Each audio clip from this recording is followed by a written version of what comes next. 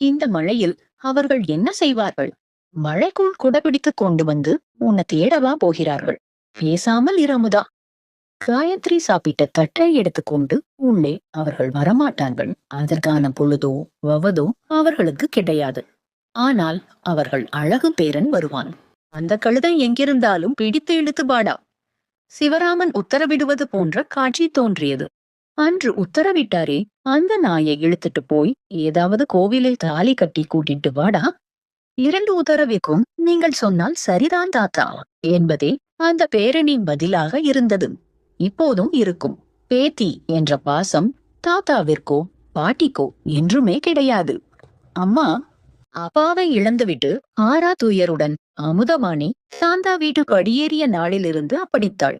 அவள் அந்த வீட்டின் ஓரமாக போடப்பட்டிருக்கும் ஒரு பழைய நாற்காலி போலத்தான் அனைவராலும் நடத்தப்பட்டாள்.